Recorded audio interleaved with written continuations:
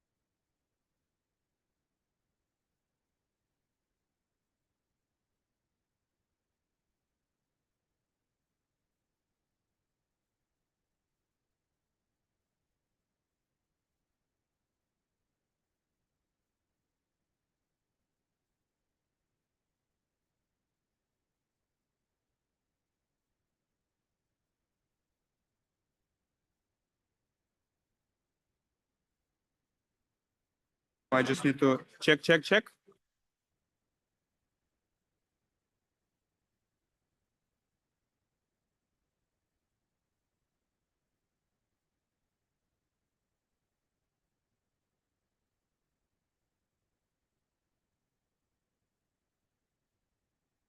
Okay, check. Well, thank you so much for having me. It's a great pleasure to be here. So Martin and Kyle asked me to talk about tests of fundamental physics using EFT. Okay, let's go into it. So I'm going to talk about this EFT-based full shape analysis. So let me say, okay, thank you. Yeah, let me say a few words what it actually is. So the idea of this EFT-based full shape analysis is to analyze the galaxy clustering data same way we analyze the CMB data. So normally, as we learned from previous speakers, from Natalie in particular, that we have tools to analyze the BO data, we have tools to extract the redshift space distortion information. But EFT is based on a different method. So basically, the point is to again do the same thing as CMB. So in the context of the CMB, we have these beautiful CMB maps measured by Planck, let's say, ACT, other experiments, and then we calculate the 2-point function of the temperature fluctuations, and then this 2-point function, as you can see here, is a function of cosmology. It's a very non-trivial function. Now it has this plateau, B oscillations, and all that. And basically, it's the shape of this power spectrum that gives you all the information about cosmology that we like the density of dark matter, neutrino masses, and all that. So the idea of the EFT-based analysis is to play the same game. The galaxy surveys, they measure the distribution, they deliver the distribution of density that traces the primordial fluctuations, same way as temperature traces primordial fluctuations. in the context of the CMB, and we can measure the two-point function. Now we have a 3D information, so the two-point function will depend on the wave number, k, and we can also measure the bispectrum and so on and so forth. And basically now let's just fit this curve and get all the cosmological parameters from it within a given model. And this seems to be a good idea because to have this analysis in addition to the CMB, because CMB and large K structure, they probe different scales, they probe different redshifts, and also they're sensitive to different physics. In particular, in the context of galaxy surveys, we get a direct probe of dark matter fluctuations, and this is something that you don't get to probe in the context of primary CMB fluctuations. So that is good. And on top of that, large K structure provides us with a three-dimensional volume of information that at face value contains order of magnitude more information that we count in terms of the number of modes. So this is our mantra of many people who are here, that large K structure is the future if we believe the counting of the number of modes. So galaxy surveys, historically, they represented the main source of measuring these modes. Back in the days, CFA survey in the 80s and so on and so forth. So galaxy surveys offered a curve, like a learning curve, learning our universe, that was going like this. And then at some point, we discovered a different curve provided by the CMB that was steeper. So a lot of progress in cosmology was due to exploring this curve. But the thing is, the CMB curve is limited. So the best results that we have now come from Planck, and the number of modes is not going to increase more than a factor of u, let's say factor of 4 with CMB stage 4. So we'll not be able to really push to this region. But however, in this region, we can extract the modes with surveys such as MegaMapper. So the ongoing surveys such as DESI and Euclid, they will roughly be equivalent to Planck in terms of number of modes, and MegaMapper will be better. So just at face value, as we also learned from previous talk by Kyle and David, that this will mean a reduction of error bars by, let's say, factor of 5 with respect to CMB. So in principle, we can learn all of the cosmology from galaxy surveys in the long run. Now, this is not going to be an easy task because CMB, as we know very well, is described by linear physics, but galaxies are not, and there are many sources of nonlinearity. Here I'm showing you the result of the illustrious CNJ simulation for the distribution of dark matter and galaxies. So the gray structure is the distribution of dark matter, and the yellow blobs are simulated galaxies. And the first source of nonlinearity is the nonlinear fluctuations of dark matter itself. So you see that dark matter structure forms filaments and some sort of clusters that are fully nonlinear and non-Gaussian. Now, on top of that, we have to worry about the galaxy-dark matter connection, the nonlinearities in the way how galaxies trace dark matter. And there are additional effects such as baryonic feedback, Ricci space distortions, and so on. In the context of EFT, basically the idea, I think that EFT is very well formulated by this bias expansion that I believe was first written down by Pat McDonald here. So basically, we see that on large scales, galaxies more or less, they trace dark matter. So we can say that on very large scales, the overdensity of galaxies should be linearly proportional to the overdensity of dark matter. But then obviously this relationship cannot be exact. It cannot be one-to-one because we see some structure in the dark matter field here in some of these voids, but then there are no galaxies. So there has to be some additional dependencies.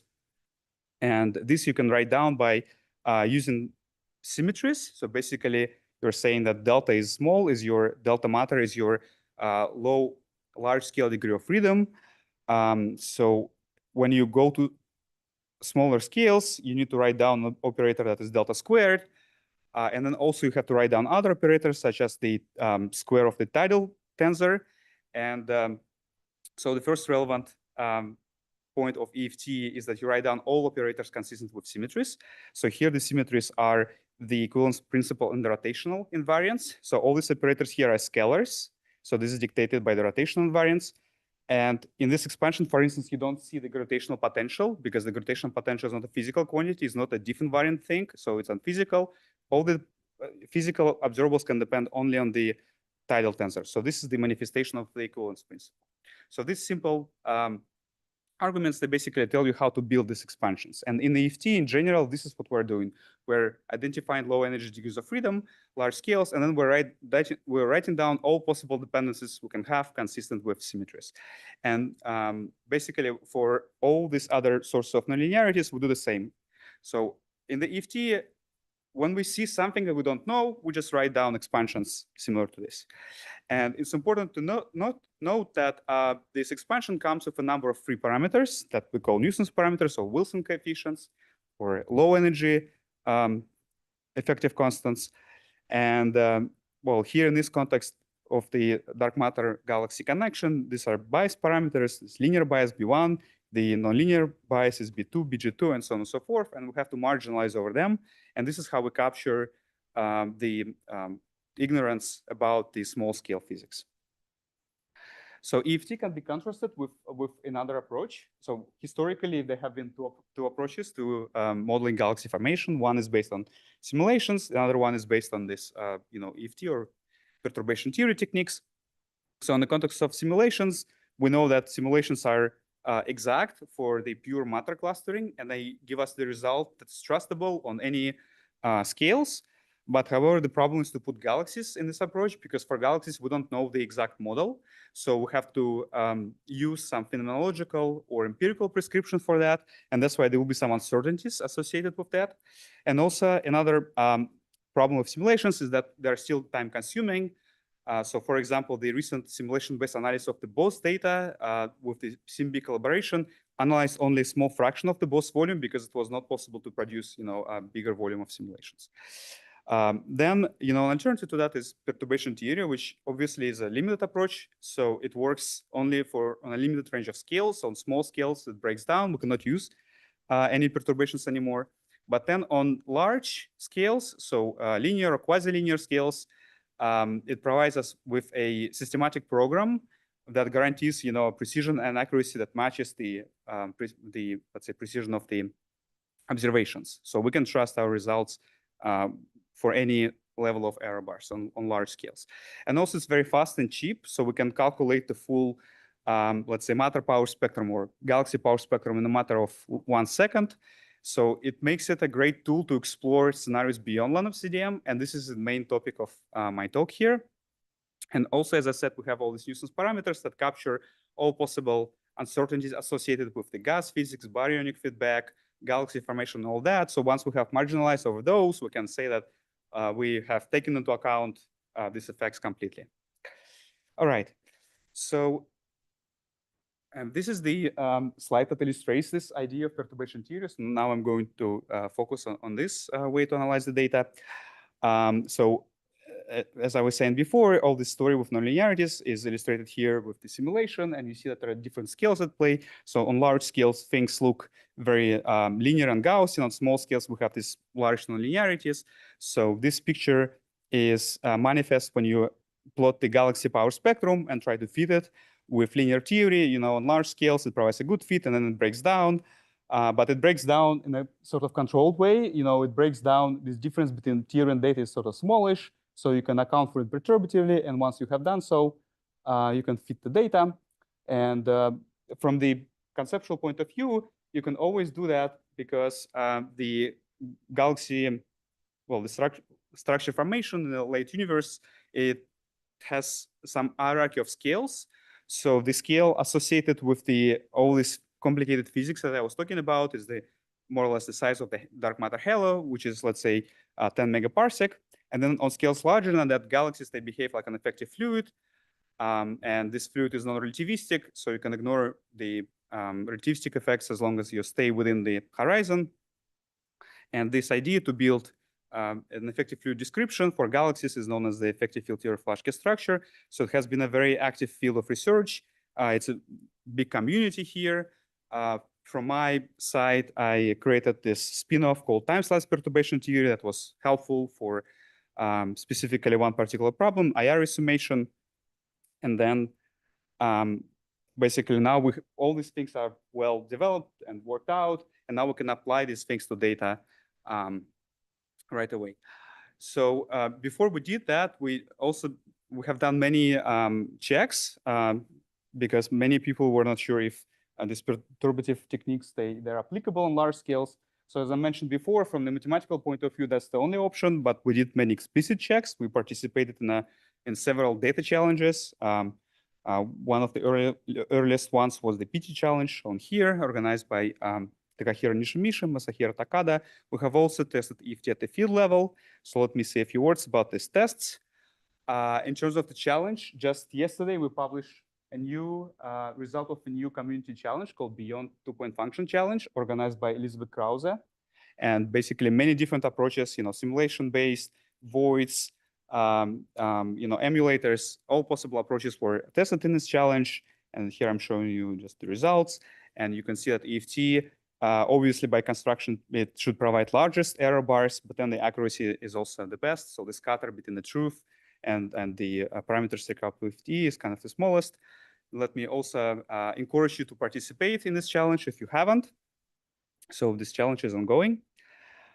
In terms of the field level comparison, the key idea, I guess, was to show that even though we have all these nuisance parameters, we're not in the regime of overfitting because we don't have any free parameters to match the phases, and you can produce the full map of galaxies using EFT. And then this map matches the outcome of full simulation very well on large scale. So you can see here the results. So altogether, all these tests, they are suggesting that everything works fine, just as planned, and EFT is a well-established and robust tool. Now, you don't actually need to learn any of the math because now all of the EFT equations have been put in many codes. So the code I developed is class PT, but after, since then there were other great codes, Velociraptor, Spinosaurus, and so on and so forth. Well, here developed at Berkeley. Let me say that class PT still has many interesting features, even though it's a very tough market. There is a lot of competition. So class PT has all the EFT ingredients for the calculation of real space clustering observables, matter-matter, galaxy-matter, galaxy-galaxy correlations, all redshift space correlations, bispectrum templates, also all FNL loops, and something that is coming up very soon is all the line of sight dependent operators relevant in the context of the Lyman alpha physics. So basically all these ingredients have been worked out. Now you don't need to learn the EFT, you can just use some of these codes listed here. And these tools have been applied to data before.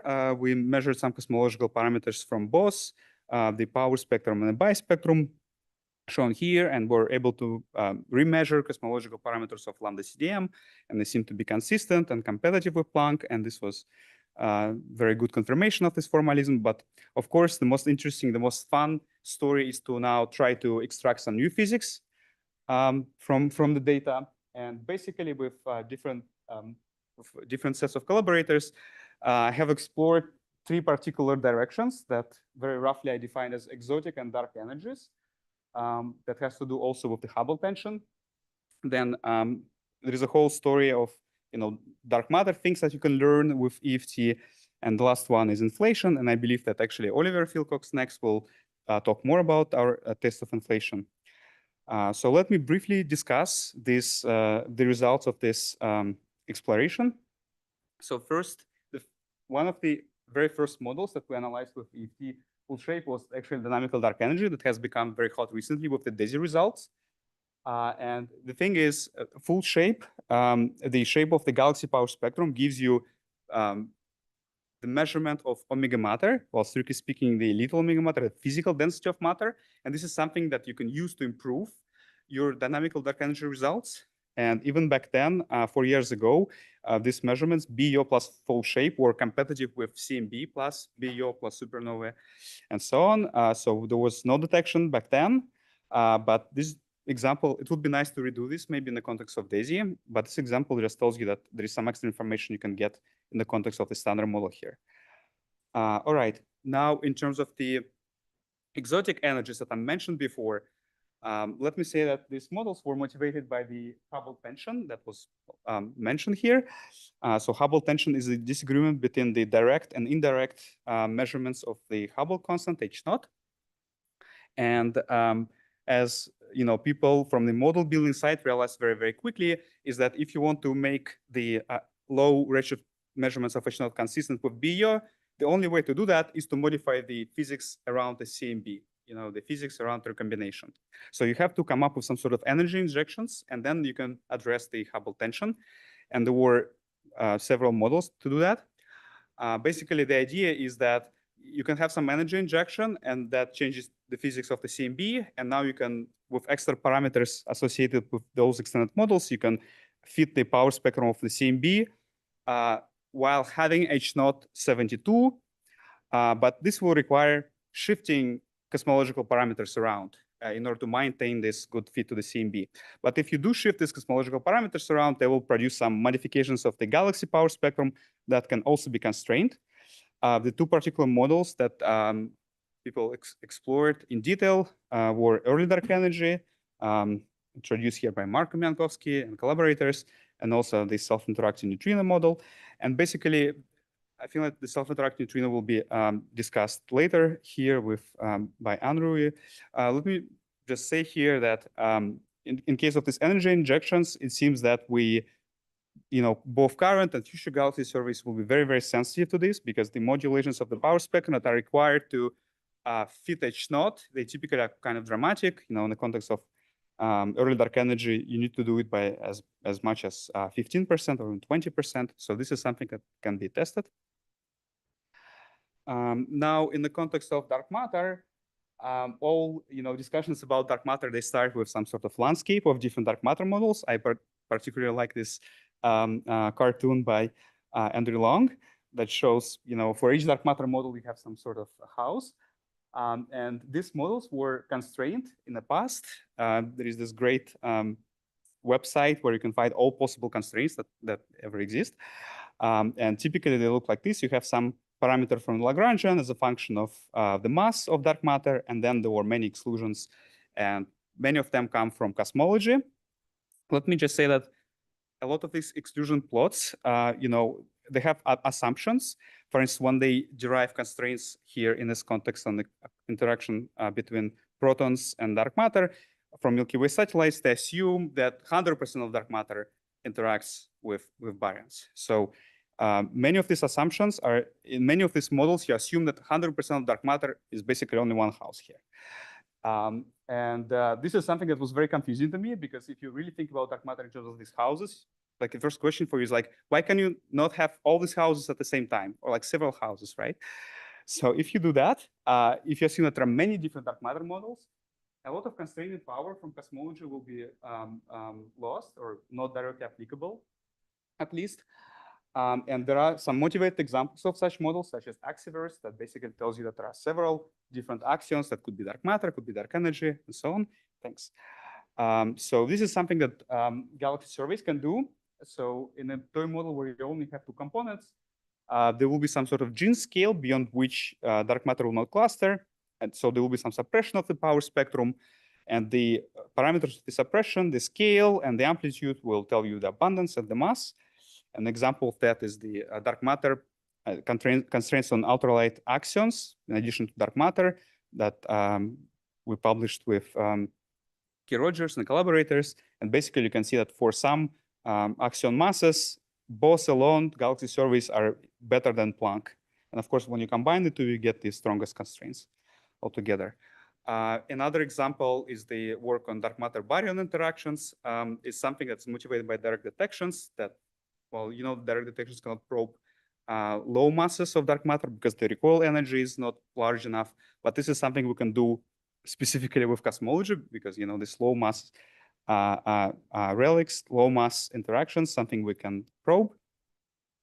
And in particular, even current data seems to prefer some amount of dark matter, let's say 10% interacting with baryons. So again, this just tells you that we're sensitive to these models that cannot be probed otherwise. And there are many more models, light relics. There are models where dark matter decays into dark radiation and so on. And I'm sure that we'll have more discussions about this later on. In terms of requirements, let me say that ideally we'll have to go to small scales and have low shot noise, because this effect kind of shows up at small scales. But then also we cannot use EFT on small scales. So things like a mega mapper will be actually fine. They will provide a good middle ground between this, applicability of the EFT and the smallness of the error bars that you need to have. In terms of inflation, let me just show a couple of slides. Oliver will tell you more about this. So inflation is the primordial accelerated expansion of the universe, creates the perturbations, and these perturbations are created normally to be Gaussian, but then we expect some slow modification, some slow deviations from Gaussianity that we measure by the skewness parameter, FNL, times 10 to minus 5, the amplitude of fluctuations. And this has been a focus of MegaMapper and other experiments. Let me just say that it's important to remember that the skewness parameter FNL can be directly mapped onto the fundamental Lagrangian of the inflaton. And we can measure interactions and also the speed of propagation, as well as the number of fields, as Kyle mentioned before. So we can probe this fundamental Lagrangian with galaxy surveys, which is quite interesting. In addition to that, recently we explored the cosmological collider scenario, a scenario where you have massive particles that decay into the inflaton during inflation. And this also leaves some specific distortions of the initial conditions. It creates some unique shapes that can be probed with galaxy surveys.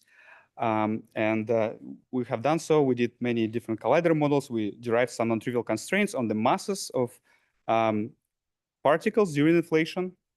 And in the future, I think that the situation is going to be quite interesting because we expect in principle that such interaction should show up on top of the usual FNL, equilateral FNL local due, FNL non-local due to self-interaction of the inflaton. So it really looks like a genuine cosmological collider where you have some background of light particles, and on top of that you have massive particles that you need to subtract. So it's quite interesting. I feel like this could be also one of the motivations for surveys such as MegaMapper. And there are more primordial models, more things like features and light fields that I'm not going to cover, but I'm looking forward to the corresponding talks in this conference later on. Let me just say here that the requirement is really to stay on large scales because the signal is dominated by large scales. You can see that the primordial signal, kind of dies off at small scales. So the ideal survey for that would be large volume and low number density surveys such as MegaMapper. So I think this will be really terrific. All right. And I guess, I don't know if I have time for 30 seconds, 1 minute. Okay. Maybe one thing I want to mention, my recent work on improving the EFT. In a lot of these explorations, we have realized that one of the main showstopper is the marginalization over nuisance parameters. And we lose a lot of constraining power because of that. In a forecast that Oliver did in terms of the measurements of the FNL orthogonal and equilateral of MegaMapper, you can change the constraints by a factor of 100 by using better priors on the galaxy formation parameters, if they were, if such priors were available. And in principle, we could try to extract such priors from simulations. And we have done similar work in this context recently with a group of brilliant postdocs at MIT and Harvard. So basically, we measured the distribution of nuisance parameters from HUDs, and you see that they are highly correlated and basically suggest that the actual parameter space is lower dimensional in this problem. And they're also highly non-Gaussian. We can use things like normalizing flows to learn to model these distributions and then apply them in the full shape analysis with EFT. And this yields some significant improvements in terms of the error bars on for instance, on FNL parameters. So with that, let me go to my conclusions. Let me say that EFT, can I iterate that, is a robust analytic tool for large-scale structures. You can use on large scales. It has many nice features such as flexibility. You can explore a lot of beyond standard model scenarios. We can measure cosmological parameters at a level similar to the CMB or even better in future. And also, large-scale structure analysis with EFT gives us new novel ways to test physics beyond lambda CDM. Examples are given by this multi-component dark matter, by cosmological collider, and so on and so forth. And hopefully many order one questions on inflation, dark matter, and exotic energies can be answered in future using the combination of future data and EFT. So thank you very much for your attention.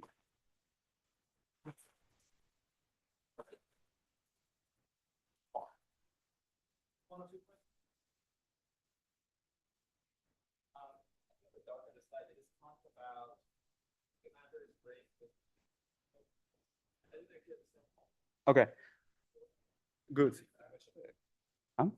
Okay, yeah, I'm going to repeat. All right, so indeed, in principle, the question was that in this slide, what is the exact interaction between EFT and the requirements, that we need to push to smaller scales?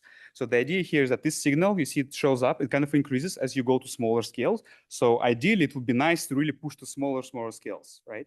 But then, we don't have EFT on these small scales, and it's not clear if we have good tools to extract this signal, right? So we can only trust, maybe there will be tools, simulation-based inference, for instance, but those tools are not available at the moment.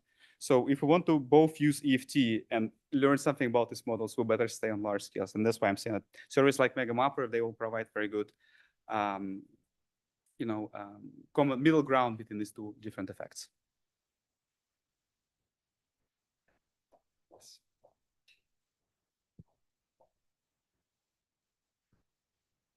Thanks, Misha. So I wanted to ask you about the interactions of the dark matter with the baryons. I remember we were discussing this in November, right?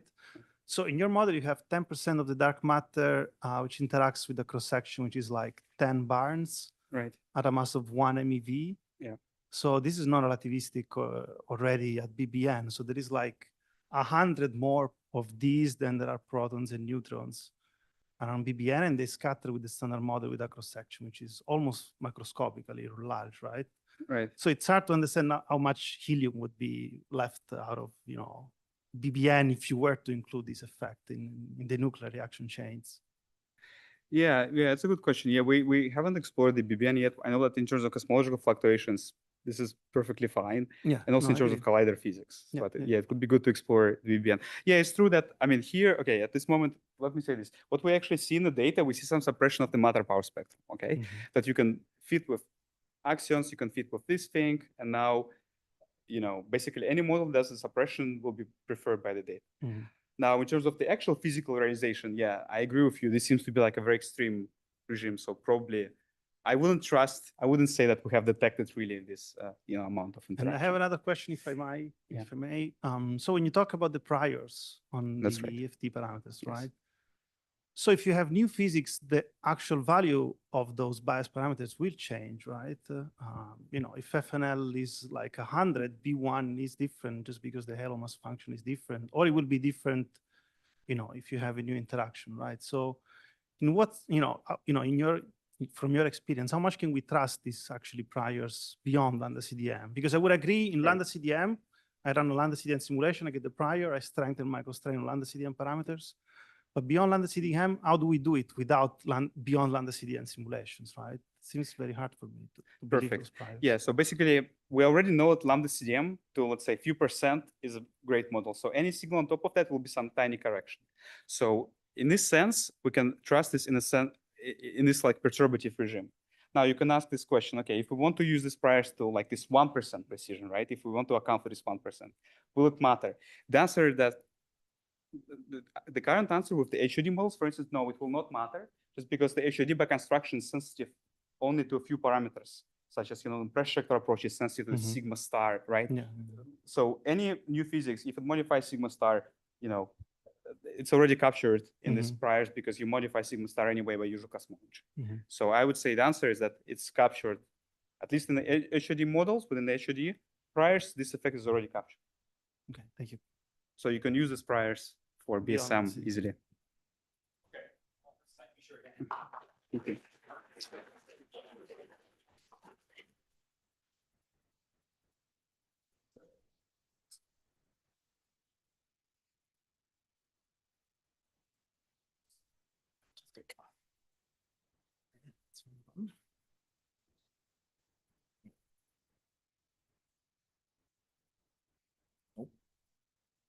Perfect.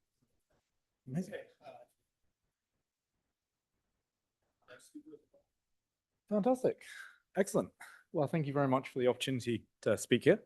So I was asked to talk a little bit about non-Gaussianity. And I think for this talk, I'm really going to treat this as part 2 of Misha's talk. So essentially, the idea is going to be, if we can do all the kind of perturbation theory, spectroscopic modeling that Misha's just told us about, how can we use this to learn something interesting about new physics? So from my point of view, I'm really mostly going to focus on the inflationary sense in primordial physics. And I think this is a really exciting opportunity, which really doesn't need to be stressed that much to this audience. But I will say it's quite impressive to see the difference in constraining power in spectroscopy with respect to the CMB. So this plot on the right is one of my favorite figures from Noah Saylor, which I've stolen, which essentially you can see that going from BOSS to DESI to MegaMapper, the amount of increase in spectroscopic data is tremendous from a primordial point of view. But in terms of the CMB, we're actually almost saturated. We can get maybe a factor of 2 from going from Planck up to CMB S4, essentially just because we've already observed all the different directions. The only thing we can do is go down to smaller and smaller scales. So with this in mind, this asks an interesting sort of question about what types of physics should we be trying to look for in the future, and how do we do it? And in particular, where do we try and find this sort of information? So for the remainder of this talk, I really want to attack this question by taking a very biased and very incomplete tour of primordial physics through the view of, let's think about different correlators and what we could hope to find in any of them. So throughout this, I will put some references on the bottom of the slides to various people who've thought about this across the years. I apologize, it is going to be incomplete. There's a lot of people who've done a lot of work over 25 years, and it certainly all doesn't fit in one slide. Anyway, so let's get started. So as Kyle mentioned earlier, these future spectroscopic surveys are going to be really great if we're trying to measure two-point science. Now, two-point science is nice, and essentially what we're doing is we're finding out about the statistics of primordial curvature. So we can measure AS and NS, and from my point of view, these are pretty boring. We've got a slope, it's got an amplitude, great. What's more interesting is the physics beyond this. So one example of this would be something like spectral running. This is kind of interesting because we're learning about whether inflation really does just have a fixed slope in an observational setting, or whether we can also see sort of deviations from this as a function of scale. And there is a prediction from the standard model. This spectral running should be roughly NS minus 1 squared. The only problem is this is really hard to measure. We really need a really strong sort of deviation of scales from ultra large scales in CMB or LSS down to very small scales with something like 21 centimeter. And it's probably unlikely we're actually going to hit this baseline in the next in the next 10 years or so, but maybe we're going to be surprised. So maybe that could be something fun we discover in the future. Who knows? Of course, there's also a lot of fun about primordial features, which is great because they're going to tell us about ultra high energy physics, maybe axions, string theory, quantum gravity, etc.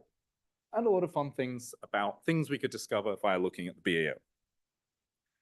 So this is all very nice, but what I really want to focus on is physics from non-Gaussianity. And I should say, Misha's really covered most of this, but essentially all those things we previously talked about, we kind of already know how to model and analyze. All the physics appearing in the matter power spectrum is essentially already done with our current codes. And it's going to be interesting to see how we can extend these beyond some of the future observations we have, like cross correlations with lensing and any other sort of interesting physics we have up at high redshifts. Of course, we can also attack these things in a slightly different method. I think it'll be interesting to see how simulation-based inference and things like that attack these sort of very well-known things we're trying to look for, which we can simulate pretty heavily. But for the remainder of this talk, let me talk a bit more about non-Gaussian things. And the first one is sort of still slightly Gaussian. It's really thinking about bias, and in particular, thinking about how we can probe higher order physics just by looking at the connection between galaxies and dark matter. So the first way of doing this kind of needs very little introduction, but it's this scale-dependent bias coupling, where galaxy fields see not only matter, but also the primordial potential by this kind of thing shown in the top left-hand side here. See this B phi times the primordial potential phi. And principally what this is actually doing is it's telling us information from a very squeezed bispectrum.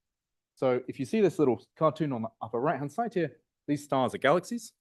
I don't know why I chose a star instead of a galaxy, but you have to go with me on this. Essentially, this kind of FNL local information happens because we've got two legs of our bispectrum in one galaxy and one leg in the other. So we're ultra squeezed. And it gives us this interesting feature in the power spectrum that goes like 1 over k squared times p linear. So it can be distinguished from the power spectrum, and you can see it on ultra large scales, as you can see on this plot on the right-hand side here. This is super well known about. You can see this sort of enhancement in the blue curve here with positive FNL. And practically what's going on is we're looking at very, very light particles during inflation. So particles whose masses are much less than the Hubble scale. So this is great, and it's a target for a lot of things, as we already heard about Spec S5 and beyond. But what I really want to focus on is the fact that scale-dependent bias can tell us a lot more information than just this. So imagine that in inflation, I had something that was not quite massless. but I'm going to call it massive-ish. So something with a mass which is relatively less than the Hubble scale. It's not ultramassive. It turns out these sorts of effects can also lead to scale-dependent bias. And in particular, they lead to a scale-dependent bias that has a slightly different exponent.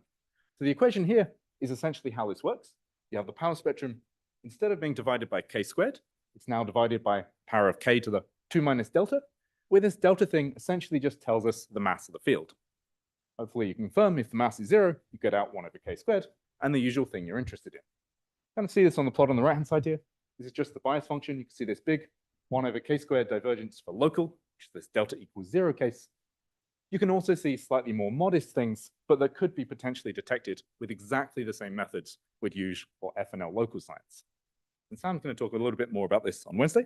But the real point here is that scale-dependent bias is really a detector of the squeezed bispectrum, not just FNL local. What I also want to say is this is actually a little bit more generic still. Scale-dependent bias is not just a probe of the bispectrum science, but also the trispectrum and the pentaspectrum and the quad spectrum and beyond. So if I imagine taking my cartoon and adding another leg, I can imagine essentially getting a squeezed trispectrum from my 2 galaxies. Essentially, this is now probing GNL or HNL, which would be the 5-point version. And you can see that once again, we get these 1 over k squared poles from this sort of local feature. So really scale-dependent bias is not just bispectra, it's probing any kind of local squeezed transformation. You can see this in this nice plot about GNL, which I think Simone Ferraro did over a decade ago. So that's great. So scale-dependent bias is great for squeezed bispectra and trispectra, but it's still even more general again. So really the take-home message of the point is scale-dependent bias is great. But what I should say here is we can also probe things which are not squeezed. We can probe, say, collapsed non-Gaussianity, which would be here where I've got 2 small modes in each galaxy with a long wavelength mode between them. In this case, what we're really probing are things like tau and L, or even some slightly more exotic physics like isocurvature modes. Maybe not slightly more exotic depending on your point of view. The idea of this is that we're able to probe primordial physics, which is uncorrelated to my primordial curvature. So you're able to probe something that you can't just probe at the linear order normally. And this is fun because these sorts of effects don't show up in the sort of 3-point analyses we were saying beforehand. So really scale-dependent bias is also a collapsed trispectrum estimator. Of course, I could go beyond and say collapsed pentaspectrum, hectaspectrum, hexadecadecadespectrum, and beyond. Let's just focus on the trispectrum. And this will allow us to make measurements of things like tau and L in the future, as shown in this paper by Nehar Kumar, Mark Kamikowski, and Salim and others. You can see we do get some nice constraints here, which actually really care about small scales. So if we're interested in measuring these kind of local FNL, GNL, tau and L, et cetera things, having a very deep survey is very, very useful, which could have implications for these kind of future megamapper like surveys and what sort of number density we could actually care about. Okay, so I think I've convinced you that scale-dependent bias is fun. So now I should actually talk a little bit more about how we do it. Well, the answer is we just do essentially everything that Misha's already told us we can do. We take galaxy samples, we have multiple samples ideally, they can sample variance cancel, and we do everything not just on high density, but also on very small scale, very large scale, sorry, because this is very sensitive to the minimum scale in our analysis. We can do things once again with cross correlations, for example, cross correlations with weak lensing, with a KSZ effect, especially Mark's group has really shown, can probe a lot of these squeezed bispectra things. Obviously, we do need to be quite careful with this. We have to worry about a whole bunch of additional things like general relativistic effects, which can give us signals that are pretty similar to FNL of 1, make distinguishing that a little bit difficult. And also contamination from things like foreground. And this is a plot taken from the analysis of DESI imaging data in 2023. And you can really, I'm showing this here to really illustrate the idea that the mitigation of foregrounds does have a big impact. So going between the green ellipse here and the little other ellipses hidden under the big pink one, you can see that the FNL bound changes massively once you start worrying about foreground contamination. So these things have to be taken into account very carefully. Okay, so that's the power spectrum, but let me also talk about the bispectrum. So as Misha just told us, the bispectrum is great because it can probe primordial bispectra and primordial curvature. And it's a really great way if we want to probe self-interactions in the universe. So essentially, if you think about the inflaton field, I'm going to call pi here, we're just looking at some model when 3 of them interact some kind of point process. A couple of different ways we could do this, and it's really probing the direct inflationary Lagrangian itself, especially in some kind of effective field theory context. And we probe this mostly with FNL equilateral and FNL orthogonal. Actually doing this has been a little bit hard. And this is mostly because we really have to worry about baryonic galaxy formation physics for this kind of statistic. This is much worse than something like FNL local, which had that nice 1/k squared or 1/k to the something pole. In this case, it actually looks pretty similar to tidal biases and beyond. However, we are now in the case that we can start to begin to distinguish between these two regimes. We're self-consistently modeling both of them to marginalize over all these galaxy formation effects, now up to, I think, 4th order in the theory. And that allows us to get some pretty interesting constraints. And the plot on the right-hand side here is a little forecast we did actually after this future surveys workshop in San Diego a couple of years ago. And essentially, this is just showing the baseline constraints on these parameters for a megamapper or the Spec S5-like experiment in the next 10 years or so. And what you can see is that megamapper here is much tighter than the current CMB and tighter also than the future CMB. One thing I should highlight here is that, again, as Misha said a little bit, this is really now limited by theoretical systematics. A better knowledge of galaxy formation can considerably aid these constraints. In fact, if I knew these quadratic and tidal biases precisely, my constraints would actually be a factor of 100 better on each of these two parameters. So there could be a lot of exciting things to discover there further on, whether we calibrate with simulations, machine learning, or beyond. Also, we can probe things which are not self-interactions. We can probe new particles in very interesting regimes, and not just through their impact on scale-dependent bias. We could think about particles with small masses, particles that are massive-ish, or particles that are very massive, say mass bigger than this Hubble energy scale. We could about things that have weird discrete mass states, or we could think about things which have spin, rather than just being scalars. There's been a huge amount of work on this in the theoretical side, a lot of predictions for what this does for inflationary correlators, but we're now getting to the point we can actually start to look at them in a more interesting way. And some of these have very complicated phenomenology. For example, some of these massive particles lead to scale-dependent bias, which in fact oscillates, as well as producing a bispectrum signal. So this is a really nice way to probe a very different regime of particle physics in inflation, but it does have some restrictions. And in particular, you can kind of see in this diagram on the right that we have two particles in, making a new particle, which then decays back into one particle in some sense. That coupling between the new particle and the old particle is actually quite restricted. We can only probe particles which have this linear sigma pi coupling. Anything that requires something more complicated, different helicity states, etc., can't be probed with these kind of bispectra. What I should say is we're now just beginning to explore these regimes in practice. So it's required some developments both in the theory modeling of EFT and the theory modeling of inflation, bootstrap techniques, computational techniques, Cosmos law, etc., providing some really nice new ways to attack these sorts of regimes. And this kind of led to us putting out the first constraints ever on massive particles from a bispectrum last month. The second constraints were 1 week later from the CMB. Essentially, you can see just a kind of slice through this plot on the right-hand side here. The exact numbers aren't too relevant, but the point is we can constrain some of these very massive particles to a regime of validity, which is pretty reasonable compared to the theoretical explanations as to how large these amplitudes could be. And now that we can do this, there's a whole range of other things we could probe that will be very interesting to look at in the future, particularly when our LSS constraints beat anything we have in the CMB. These could be things like the initial conditions of the universe, say whether it's actually quantum in nature, thermal, which was a really nice paper by Dan Green or Bauman, one of them, or maybe both. Maybe we have dissipation in inflation, maybe we have oscillatory bispectra, axions, etc. There's a whole variety of new discovery space we can now look at. Okay, so that was bispectra. You can see where I'm heading now. We could also do something fun if we look at trispectra. So you can see from these equations that things are getting a little bit more difficult. The trispectra is a 6-dimensional function, which is a bit of a pain.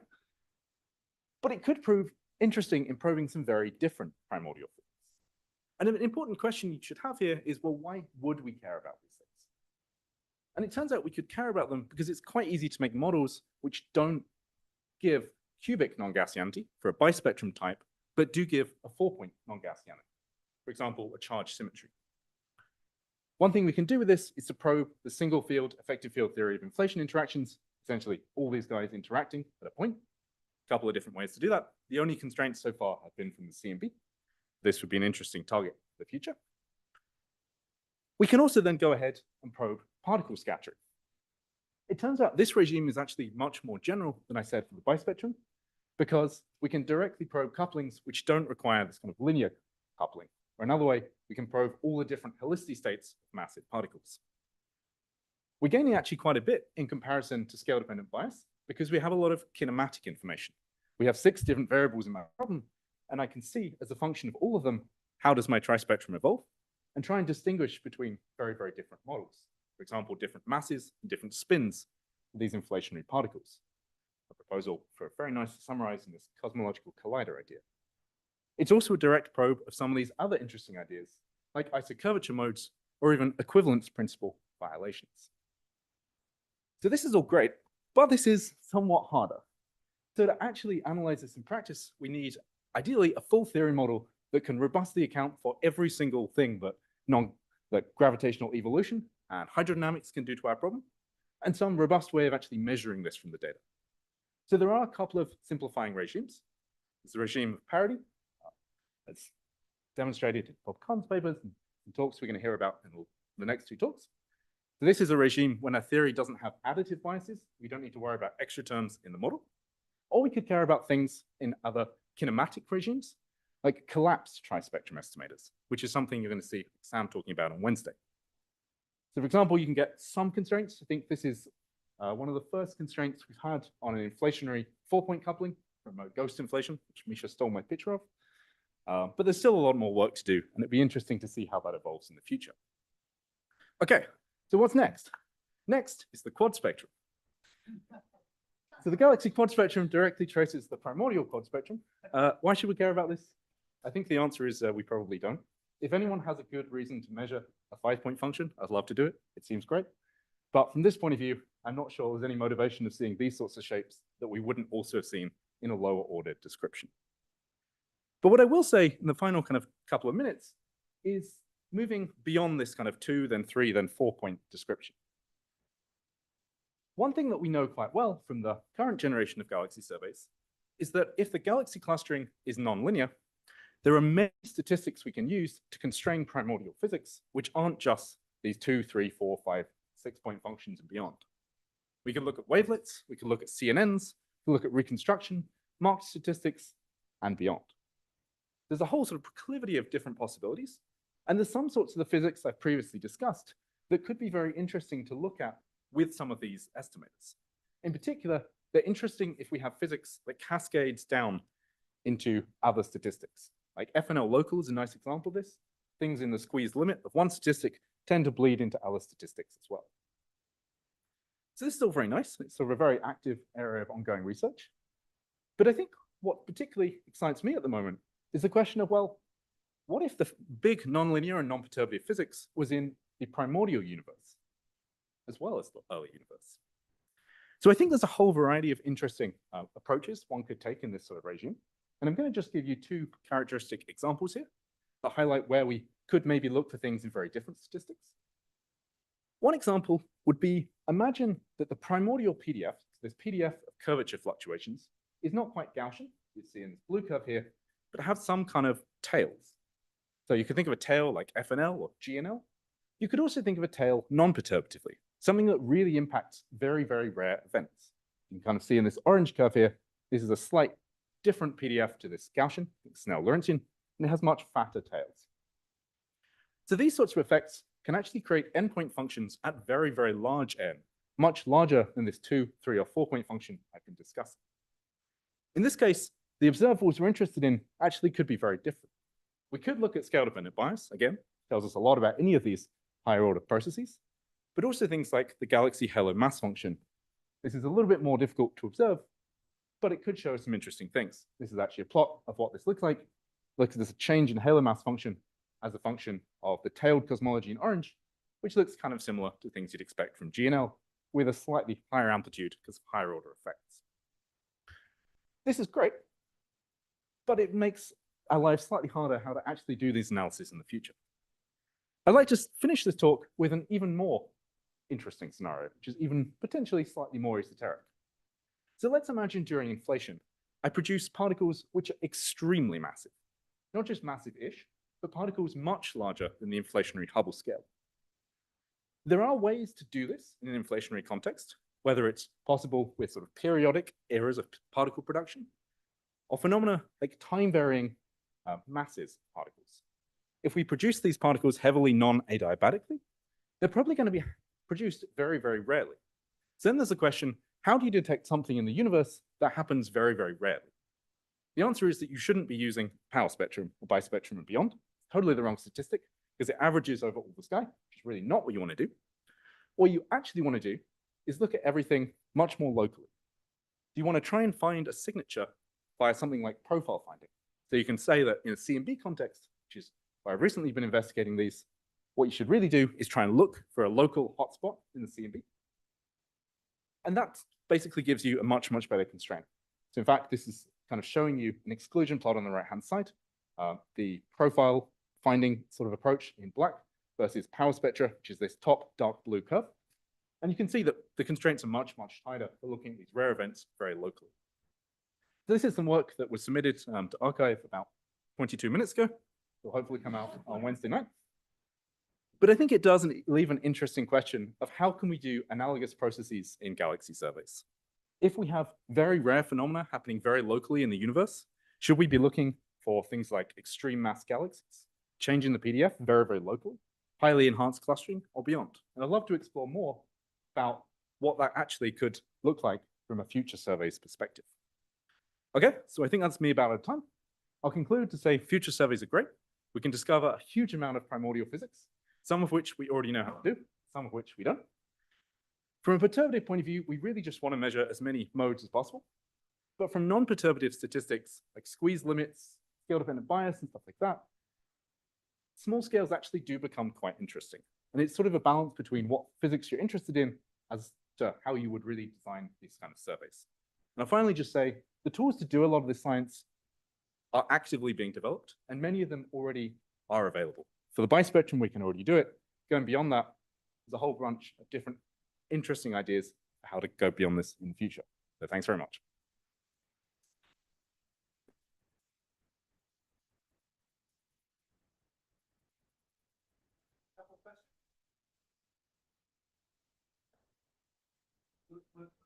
Let me shout and you can repeat. Sure.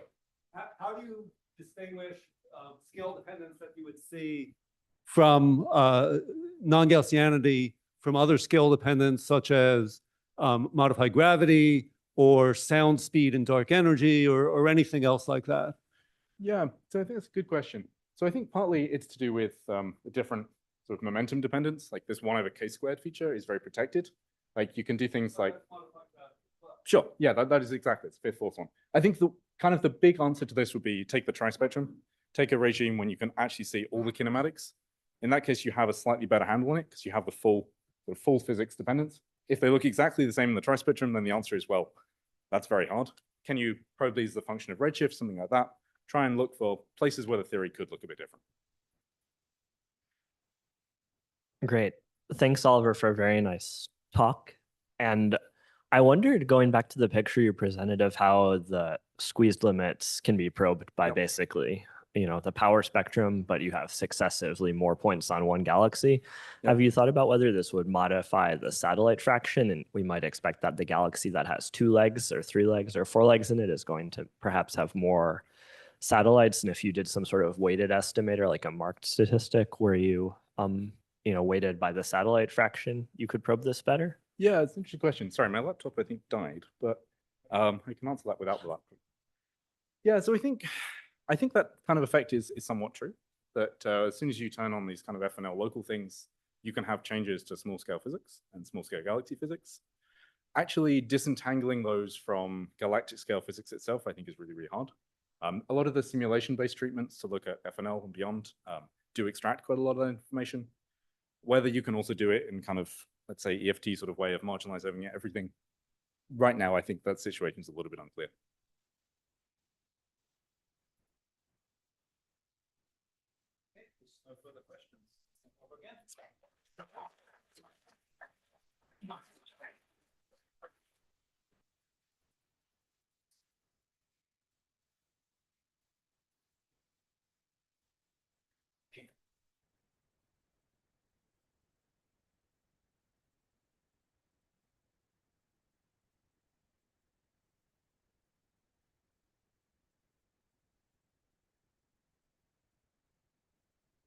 sharing and then play.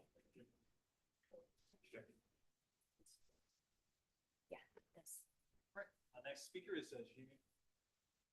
Okay, hello everyone. I'm very glad to be here and to talk about how to combine with the Galaxy higher order statistics and use that as an idea to look into the parity violation at cosmological scales. So before we talk about asymmetry, let me start with one example about the symmetry in our universe. So on the left-hand side, we can see a slice through a map of our universe. And then these different dots here represents each of the galaxies color-coded by the redshift. And from this plot, basically, we are seeing there is the cosmological principle, saying there is the homogeneity and also isotropy at large scales. And this is basically also a restatement of the translational and also rotational symmetries at the cosmological scales. So while these symmetries has been pretty well tested in the past, but then coming to the parity symmetry, it hasn't been done so. And basically because of different, including the technical challenges. So here by the parity symmetry, what I mean is we have the spatial inversion that goes from the XYZ to the minus XYZ. So basically, there is also no reason by default why we should assume that symmetries should also get preserved at such large scales. So, and one thing we can do, and also in combination with the galaxies, is to use the galaxy 4-point functions to test these parity symmetries. So what do we do here on the left-hand side? We use these different tetrahedron to represent the configurations of 4 galaxies. And we let each of the vertex to represent one galaxy. And then at each of the vertex, we look at the sign orientation. So now if we do a parity flip from the left-hand side to the right-hand side, we'll see that this sign gets flipped after the parity transformation. So that is the basic idea, that we will be sensitive to the parity transformation with 4 galaxy points. And we also need to have 4 galaxies because we can construct them out of a non-coplanar structure, and that will give us a 3D information. So indeed, in the past, we have also been look at several papers and then to look into this topic. And there we have been finding some very intriguing result using the Bose galaxy samples.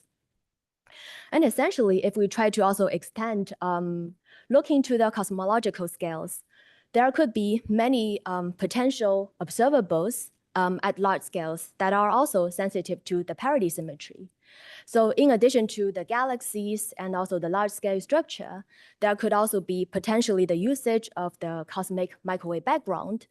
And in principle, gravitational waves could also be sensitive to the parity. And moreover, depending on which models that we look at, one could also even look into the pulsar timing arrays or with the astrometry method. But then for the rest of this talk, I'm going to be focused on the galaxies and with the 4-point functions.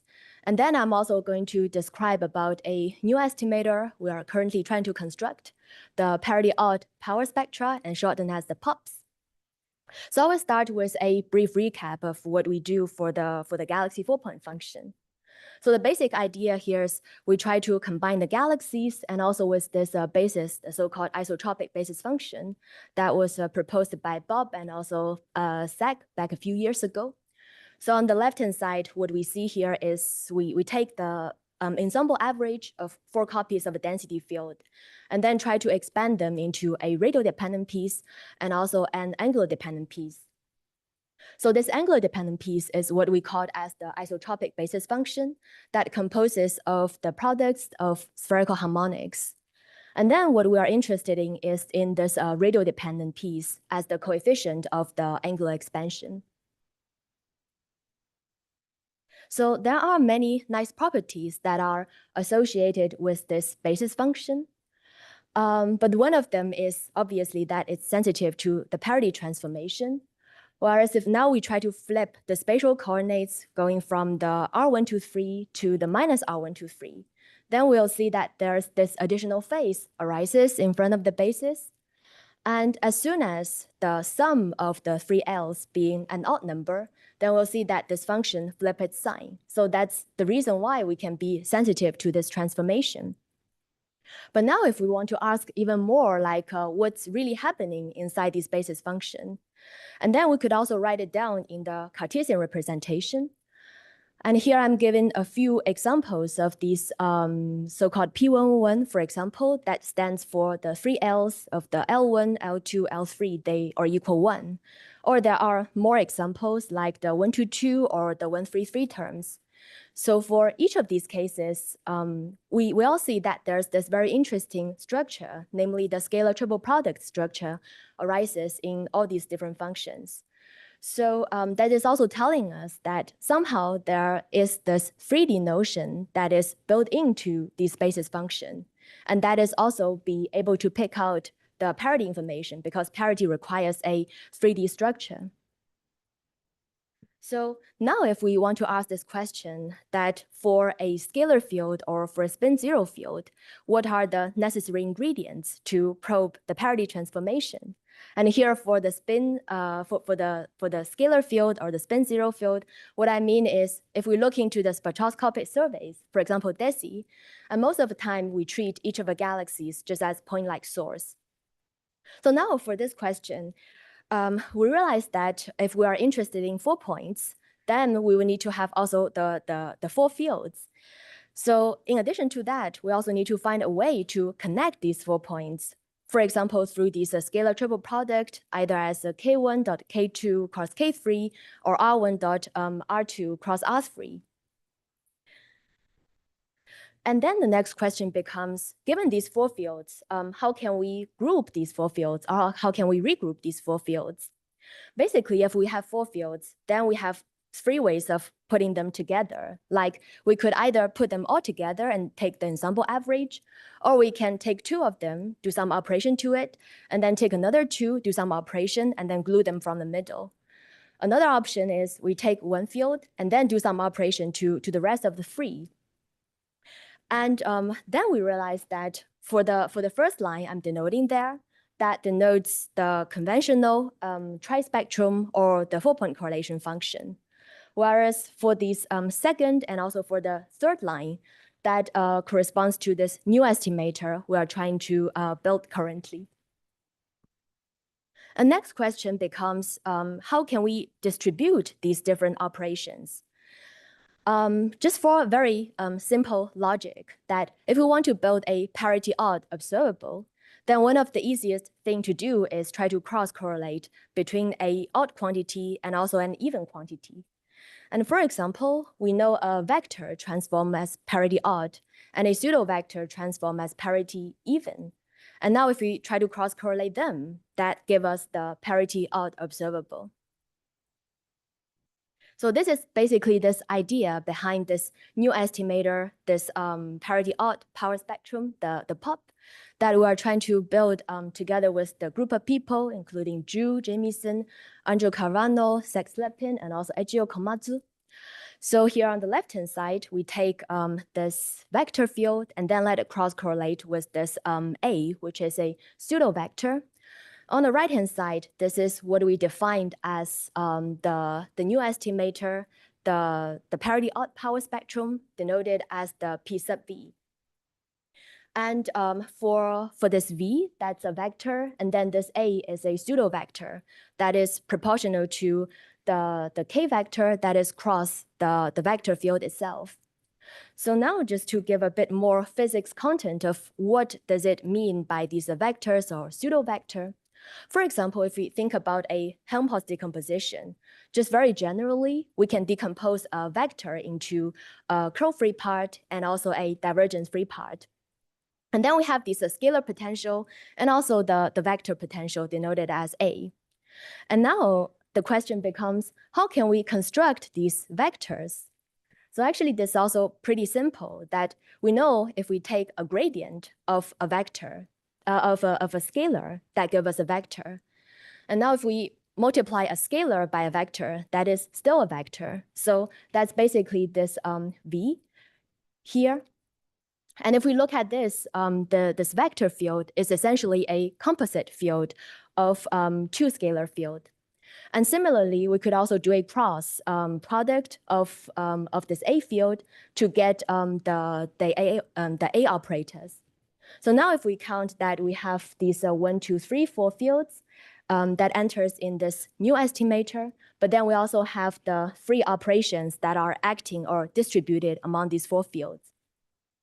So after some algebra, and also, by the way, we realized that the multiplication in the configuration space becomes a convolution in the Fourier space. And then we arrive at this right-hand side, whereas this parity odd power spectrum will be proportional to the integral of the ensemble average of 4 copies of the scalar field. And what is more interesting is that we also see this scalar triple product also arises in this new estimator.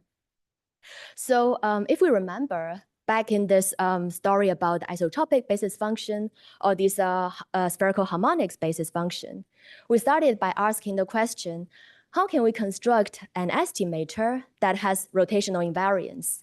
But here we actually started with a very different question by asking, how can we just create a parity odd observable? But nevertheless, we are seeing this very interesting structure arises from both sides. And then we also applied this new estimator to a set of simulations that has parity violation mechanism. So here we are using a template, follow the paper by Kuden et al. So here we looked at 2 types of this new pop estimator. So one is the so-called vector type. So if you still remember that before we were discussing, we have different ways to group this field. Either we can group them into these 2-2 type, that's what we call as a vector with a pseudo vector. Another option is we try to group them with like a 1 and versus 3, that we have a scalar and also a pseudo scalar type. And so here to the left, these red dots and also with the arrow bars showing apply this new estimator to the simulation that has parity violation. And then we also have the theory curve that is shown in the black dashed line. And then the good agreement between the theory and also the measurement shows that, yeah, we are understanding what's happening with this new estimator. On top of that, we also compare this new estimator to, and also apply it to a set of simulation that just have a Gaussian random field. And that is shown in this gray dots with arrow bars. So here we can see there's a clear distinguish between the red and also the gray one, which is telling us that we are able to pick out the parity violation information if there is parity violation in presence of the field. So by the way, we also constructed 2 sets of simulations. One has a positive coupling and the other one has a negative coupling constant. And that's why you see there are 2 curves and almost with the opposite sign. So that's the story about the vector type. And then we also did a very similar test also for the scalar type. And then we can also see there is a clear distinguish between the measurement applied to the parity violation simulation and versus the pure Gaussian random field. So we also try to quantify the detection significance. And here we look at the chi-square distribution. So the fact that there is a clear distinguish between this colored histogram that has the parity violation simulations and versus the gray one that is purely from the Gaussian random field shows that indeed we can pick out the information if there is parity violation there. So finally, I would like to spend a few more minutes on discussing the advantages of this POP and also what we try to extend in the future. So first of all, it is very fast to evaluate. So evaluating for all bins for this new estimator is almost equivalent to evaluate a single bin for the trispectrum. And then it also has a very much reduced dimensionality compared to the 4-point correlation function. Like in our BOSS analysis or for the 4-point correlation function analysis, the dimensionality ranges from a few thousand to a few 10,000. But here, it can be reduced by almost a factor of 10 or to a factor of 100. So because of this reduced dimensionality, it largely reduced the challenges for the covariance matrix estimation. And then it is also an independent estimator from the isotropic with the 4-point function. So very often we know that if there is systematics that are present in the data, then it is going to show up very differently in the configuration space versus in the Fourier space. So having both of these estimators built, that could also potentially give us a more robust ways to estimate the signal. And there is also plenty room for consideration of the optimization for this estimator. So right now, we are following some pretty generic choices of, for example, how to weight each of these scalar fields. But if, for example, we have some templates that have in mind, then in principle, we could also optimize for those weighting functions. And finally, it will be very interesting to further extend this estimator to include realistic facts, such as the window functions or the shot noises, and so on. So with that, I would like to close my talk and thank you for your attention.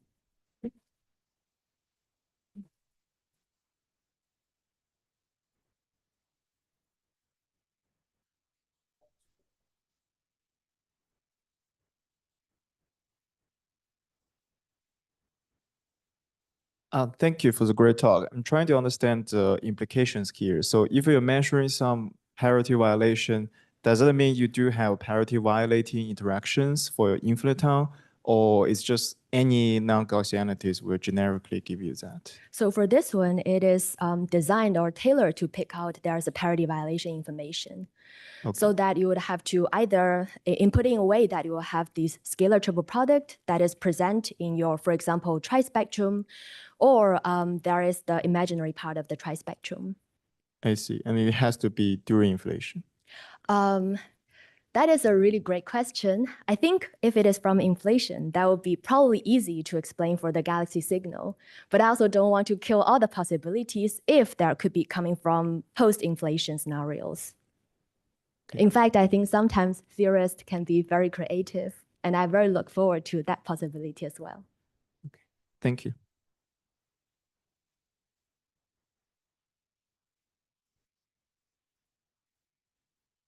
There's no further questions. Give it again.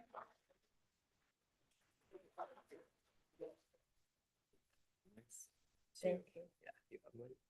Yeah. If I click on buttons, will it go into? Yeah, just let me do a screen share for you. Just back right.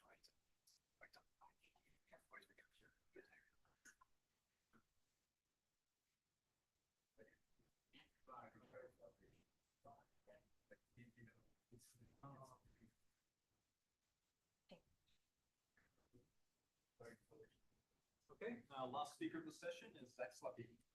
Great. Thank you so much, Martin. And I have to say this has been one of the most interesting sessions I've ever had the luckiness to finish, but I also am cognizant that I'm standing between you all and lunch. So of course, parity violation is great, but lunch is also great. So I'll keep it with alacrity.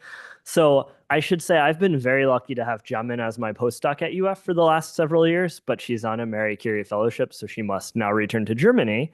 And that means I can show funny pictures of her without any real consequence. So this is one, we actually went to a Starbucks in the mall, believe it or not, to work, because I felt before she leaves Florida, she has to experience an American mall. And as you can see, it was enjoyed. So some of the work I'll be showing you today also involves Drew Jameson. So that's Drew, and Marilena can take credit for being his PhD advisor. He's now in Germany with Ichiro. So today I want to tell you about probane parity with the BAO. And you might wonder, why have I put this very archaic technology in a meeting that's about the high-powered technology of germanium detectors and spectroscopic multiplexing and all the good stuff, and I'm showing you a letter from the 1700s? Well, we will see. We will see. So as Jiamin told you, parity is basically inversion of spatial coordinates, very simple, just x, y, z to minus x minus y minus z. And you can immediately tell why you need 3 dimensions, not 2, from this set of complicated physics diagrams. We've got a left hand and a right hand, and although my mother would absolutely dispute that I know the difference, that is not true. I figured it out. But the problem is, if you traced your 2 hands, you could not figure it out. I could take that tracing of the right hand and pull it out of the page and rotate it into the tracing of the left hand. So when I average over rotations, as we do in cosmology consistent with isotropy, you can't tell parity from a 2D statistic. However, all of us, or at least almost all of us, can tell our left hand from our right hand. it's because it's 3D. You've got a palm and you've got the top of your hand. So you need a 3D statistic to probe parity. And our search method, as Jamin ably already outlined, is to basically form tetrahedra made of 4 galaxies and look for an imbalance in left-handed versus right-handed tetrahedra. This is the galaxy 4-point correlation function. You could certainly do this with trispectrum, as Oliver's mentioned as well, but we do it with 4 points. And what we do is we sit on these red vertices, that's 1 galaxy, and you say, let me have my shortest side be R1, my second shortest R2, my third shortest or longest be R3. And then I can ask, as I look down those sides, do I go around clockwise or counterclockwise? So you can define a handedness at each vertex. Now, no galaxy is special or very supportive of equality of galaxies. So you've got to do this on all 4 vertices. And this point will actually be important later on, that you do this on all 4 vertices. And this method for parity search was proposed by myself, Bob, and Jamin in a PRL that took almost a year to get accepted because they were difficult. So it was published in 2023. And Bob actually was a chemistry major at Harvard in the 50s, and that was helpful to him because Pasteur figured this out in 1848. Tartaric acid, which is your grape juice, speaking of lunch, tartaric acid actually has crystals that are tetrahedral. They've got a handedness. And in fact, you can tell if your wine is fake or not. If you could shine a polarized light through it, you would see if you've got real wine, it would come out polarized one way. But if you have, fake wine produced in Nevada and New Jersey, no offense to New Jersey, you would get equal polarization. So organic molecules have it's called stereoactive isomers, and Pasteur discovered this. And the idea here is the same. We just use the universe as our wine. And I should also mention Mark and Donghui did some very nice work about 10 years earlier, where they pointed out that pairs of power spectra separated by a physical length could also probe parity. So their clustering fossils from inflation paper did actually suggest a sort of similar statistic, which to my knowledge has not yet been applied to data, but we perhaps will do so. So, okay, in detail, as Jamin mentioned, we use a set of isotropic basis functions that Bob and I developed. These are rotation invariant, but they actually split into even and odd modes. And it's because they're a product of 3 spherical harmonics summed over spins. And all of us will remember that the 3J symbol has anti-symmetric structure to it. If you have a 3J symbol with M's in the bottom, then if you do an odd permutation of the columns corresponding to a parity inversion, you would pick up a minus sign. So that's really where the -1 to the L1 plus L2 plus L3 is coming from in our basis that Jamin showed you. But for those of us who aren't so excited about 3J symbols, what I'll say is that parity odd mode should be 0 up to noise in our standard universe. So this basis very cleanly splits out what is not 0, parity even physics, and what should be 0 in our standard universe, parity odd physics. And Oliver nicely mentioned that we don't really have a kind of biased background. You don't have to subtract anything. So the difficulty becomes, how do you do the covariance of this? So we use a Gaussian random field analytic covariance template developed in this work with Oliver and Jamin and Bob. And it's needed because we have a large number of degrees of freedom. Our analysis of BOSS had 18,000 degrees of freedom. And finally, we need a new tool on the algorithm side. So for our BOSS analysis, we used a GPU-based algorithm that I developed at UF called Cadenza. And it can do the 4-point function of all of BOSS in 1 minute on 1 GPU core. So it's sort of ready for DESI. And so this is the result we found. We found a 7 sigma detection of parity violation in CMAS, which has 800,000 or so LRGs, 3 sigma in low Z, which has fewer LRGs. It's smaller, so you would expect a smaller significance. And this is sort of showing you how it works. You've got our mocks, which don't have any parity violation. You get a distribution of them. You measure its width, and then you ask how far away is the data in units of those width, and it's 7 sigma. Now, a correct covariance is very important. I know the Berkeley folk heard a talk by Kendrick last week arguing that that may be what's at stake here. But I think we can all agree that a 20 to 30% error in every mode could actually send our detection to 0. So you've really got to get the covariance right. We calibrated our covariance on mocks and also used a compressed basis of the lowest noise 100 eigenvectors to do a fully mock-based covariance. But this is, I think, the main area that the analysis still needs to be attentive to.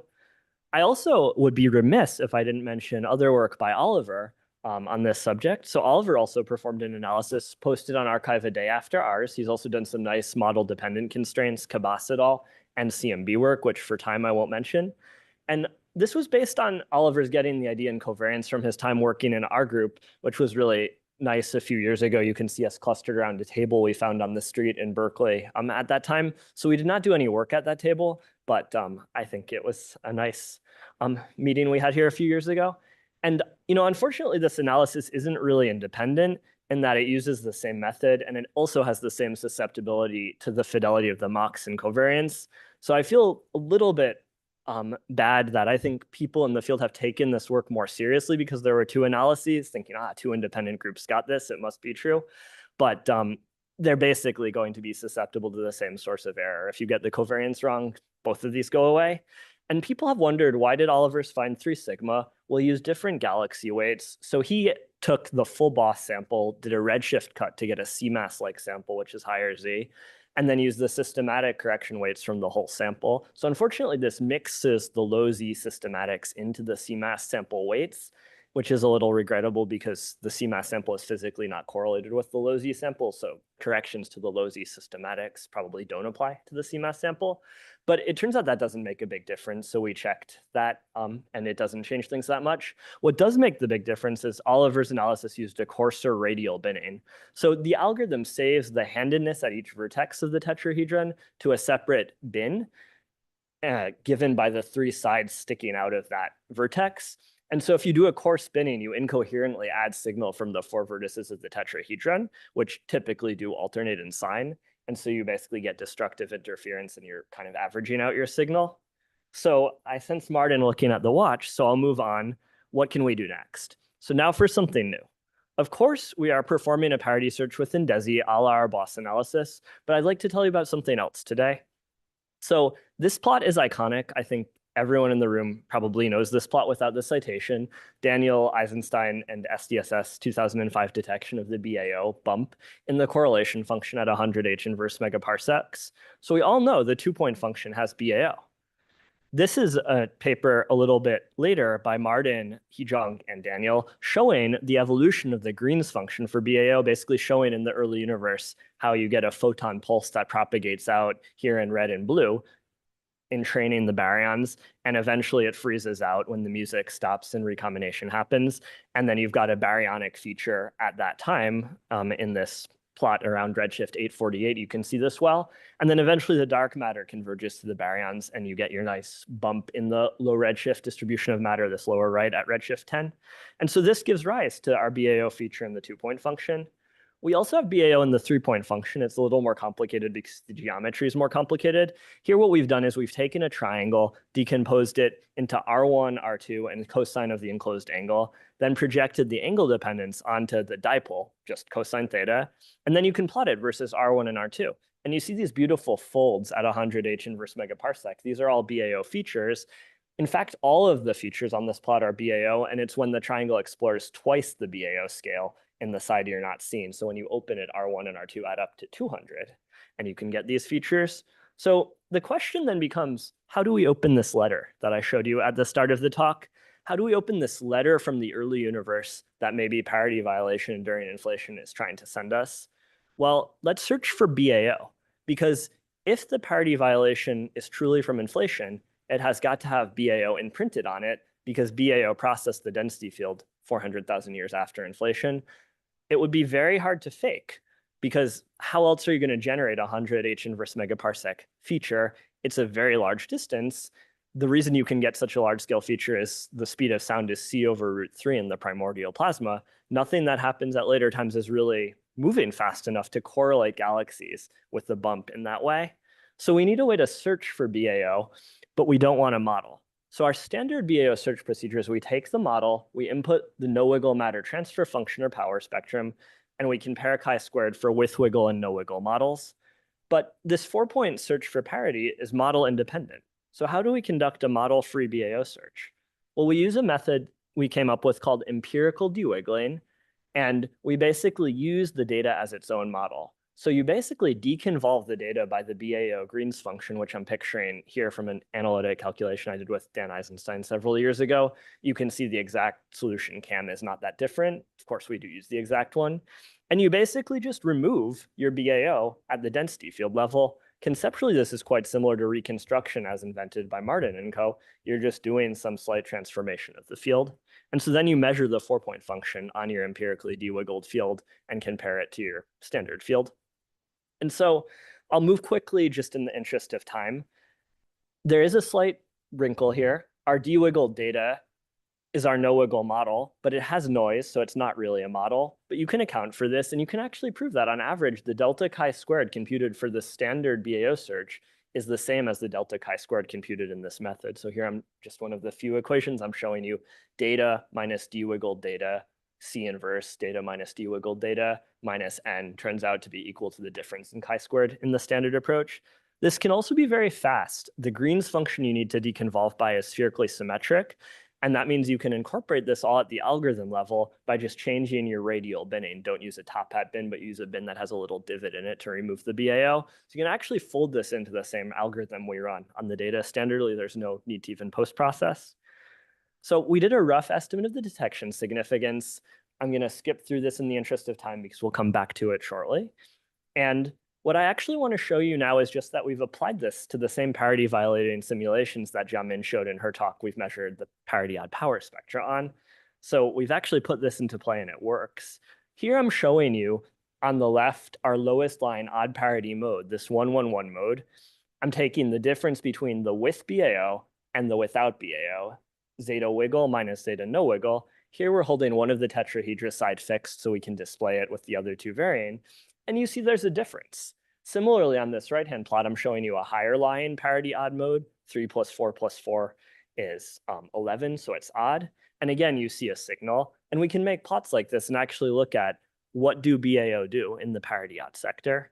We can quantify the detection significance. This is the total parity odd detection significance in these simulations to give you a kind of baseline. This distance of the parity odd sims from the null case corresponds to about 42 sigma, so obviously quite a bit higher than our BOSS detection. And then we can also look at what BAO detection could you get. So if I saw a parity violation at 42 sigma in the galaxies, what BAO would I get? And here your detection is just square root of delta chi-squared, so it's about 1.72 sigma. So it's tough, it's not easy going. I don't think we'll be able to use BAO odd parity violating 4-point as a standard ruler quite yet, but you can see it.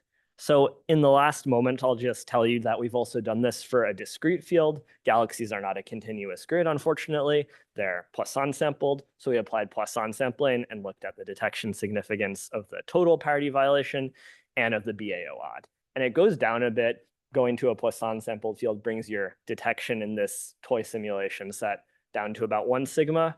So on the final content slide, I'll just say, our toy formula that we derived suggests that the BAO detection will go as the square root of the total detection. And we found that scaling indeed to be followed. When you go from continuous to discrete, you go from 40 sigma to 10 sigma total detection, but your BAO only goes from 2 to 1. So it is a square root scaling. So of course, in detail, this toy formula has assumptions and it's not quite right, but it actually gets you the right scaling. So with that, thank you very much. I think you get the message here. Let's open the envelope from the early universe and do this with Desi.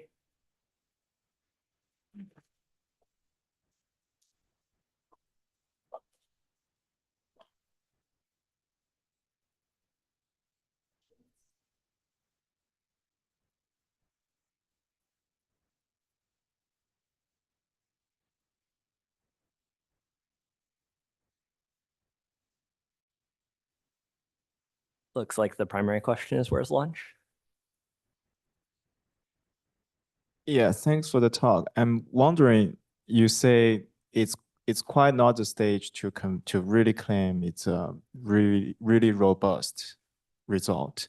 And what you would do, just from your perspective, what do you do to progress and convince everyone in the field that you do see such a parity violation signal? Great. So I think the question was about, it's early days to say that the overall parity violation measurement is a robust result. What do we do to convince people in the field?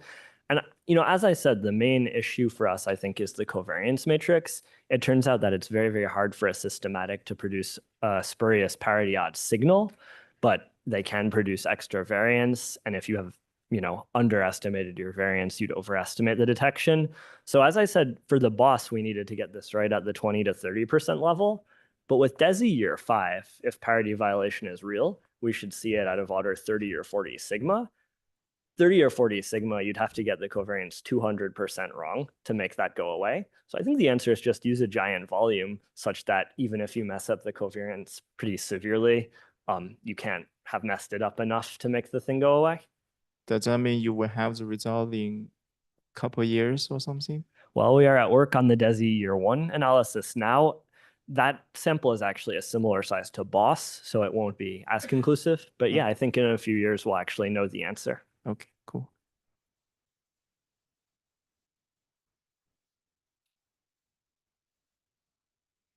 Okay, if there are no further questions, let's thank Zach again. We can break for